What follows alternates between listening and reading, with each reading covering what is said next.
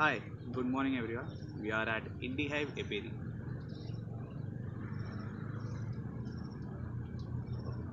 Now, technically, this is a apiary. Apiary is a place where you keep your bee boxes. You select a site, a location where you are have a lot of flowering of your desired crop, a field which has abundance of flowers. The flowers are very important because that is the source of nectar and pollen. Now, it is not compulsory that the nectar or pollen comes from the same source. Sometimes the nectar is coming from some flower, the pollen is coming from some other flower. For example, at the site we are currently at, it has abundance of berry, that is jujuba tree, and acacia, babul tree. Now, due to good rainfalls, acacia has flowered a lot. So the major source of pollen is acacia this year, and nectar is coming from jujube tree. Now, acacia I know is not providing nectar because the temperature required for it to provide nectar is pretty high. That is around and above 40 degrees Celsius. We are not doing that currently. We are at 35 to 36 degrees Celsius over here. So, nectar coming from acacia is a bit tough. So, this is the season for cedar honey that is coming from Jujuba tree, and we are here to collect that. We stay in a location for around 15 to 20 days, and in those 15 to 20 days we extract the honey. Now you would be amazed to know how the honey is extracted so fast, because honey is basically dehydrated nectar. Now dehydrated nectar is done by the bees. They exchange the nectar that has been brought out, they dehydrate it, they use fanning and their own body to dehydrate the nectar. Once the nectar is dehydrated and added with pollens, it is then shifted from the lowermost cell of the frame to the topmost cell. I will show you that in the box how it is. So this is the top cover. This is there to protect the bees from the rain. Now if you see, this is a jute bag on top of it. This is to insulate, basically help them to maintain the temperatures. This is a 9 frame colony. We do not exceed the 9 frame because it needs more space, and transportation and all those things are done much more easier with this size of colony.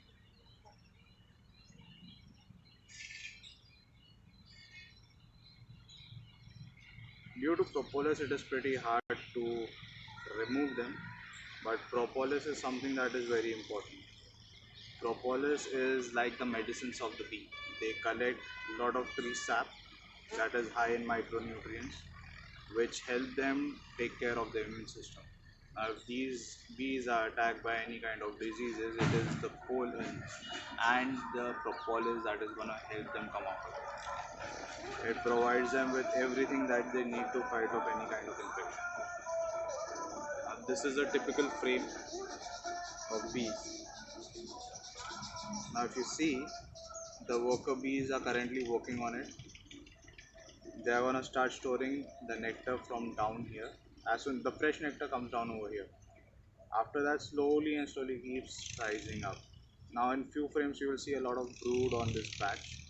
Now that brood is basically the eggs that the queen has dropped, which is developed from the larva stage and is ready to mature. Now maturing happens under a cap tube. Capping is there to keep the insulation proper. Now after the cap, the bees will cover the whole brood similarly to this, so that the temperatures don't drop below 37 degrees Celsius. Now 37 to 40 is the basic temperature of a beehive that it likes to maintain for the good growth of the brood and for good survival. If the temperatures exceed, they bring in water and then they fan the water, similar to a desert cooler. So the same principle is used by the bees. Most probably we stole that principle from them, and that is how they maintain the temperature. Now this frame, as you can see, has certain amount of brood. I will show you a few more frames.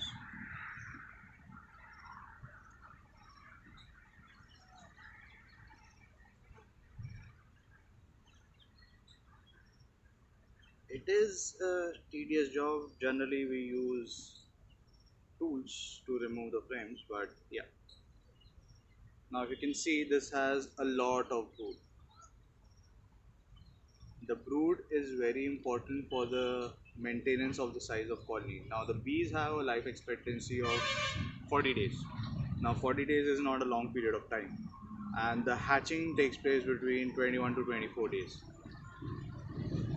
This is there so that there is a basic balance between the death rate and the birth rate of the bees. Now birth rate is decided by the queen in turn, which means that she decides depending on the pollen or nectar that is coming from the outside. She will decide how many number of eggs she wants to lay. Now depending per day capacity of her, that is around anything can be from a few hundred to around 1500 to 2000. Now that rate is decided when she knows the amount of pollen load or nectar load that is coming. This is very important for her to decide the size of the colony. If she wants to reduce the size of the colony due to lack of food, then she will reduce the egg laying. They do not kill their own, but they reduce the birth rate. So if the birth rate is reduced, then the colony size starts to reduce, because after every 40 days of birth, so everybody is at a different age group over here, similar to human beings. When you get old, you die. So when you die, the new ones that are going to replace you are going to be less in number. So slowly and slowly the whole colony size reduces to the size she requires it to be. This is basically how they decide what colony is required. This is one major thing that one needs to know. Then I will explain where the honey is kept. So in a frame like this, when the honey is matured, which we are looking for and what we require, is on the top 2 inches of the frame. So this is the part, the above 2 inches is where the honey is. Now this is capped by wax, which we uncap and then we extract. The extraction is done by centrifugal force, though the speed of the centrifugal force is very less, so it does not disturb the eggs, the larvae, or the bees. This is done once the frame is, we unload the bees basically in the box and then we remove the frames. So unloading is done by a small tap, all the bees just fall down inside.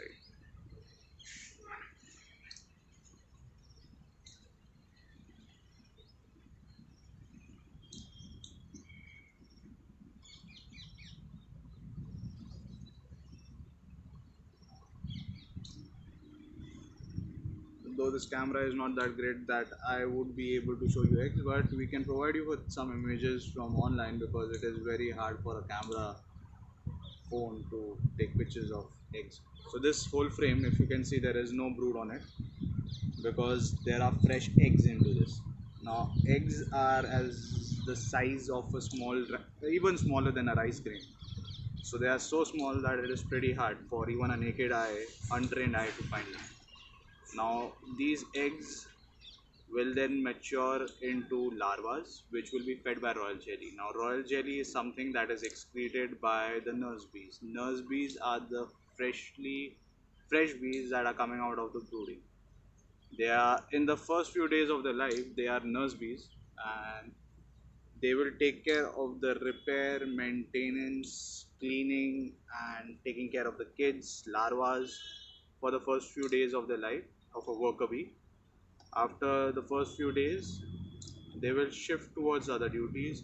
For example, after they have done their housework, they will then shift into security duty or getting nectar or pollen.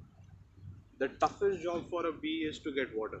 Now, this is very dangerous for these tiny insects.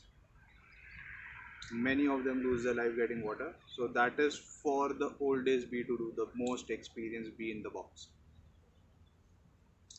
With their age, their work is defined. They are very dedicated workers. They live for their colony, they die for their colony, and they will do whatever is required for their colony. So now I am trained and I know how to handle the box. That is why they are not stinging me. They can, they obviously do. I get stung a few times. But yes, when you are very gentle and nice with them, it is, and they know that you are not gonna disturb them or harm them. They are not gonna attack you. They get used to you for a while. But it is not compulsory, because by the time they are used to you, they are dead, and the new ones have taken over. So it is not an inheritance transfer of information. But yes, your handling skills define their aggressiveness. And these all things are very nice. A bee is the cleanest insect in the world. The bee will take care of anything and everything. They won't even die in their own boxes. They don't even shit in their boxes. This is so that the workload on the bees is not increased.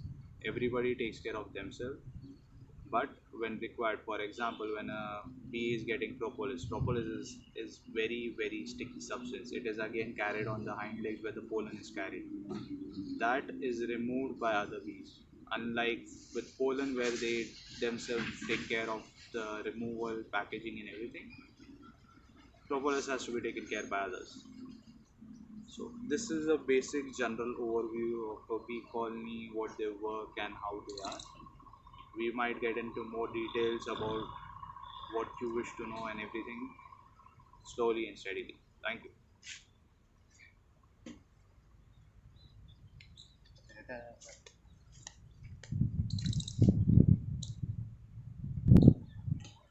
So this is our apiary. As you can see, we have around more than 290 boxes over here. So 290 boxes implies we have 290 colonies that are working continuously for us to provide us with cedar honey. And this is how they look like.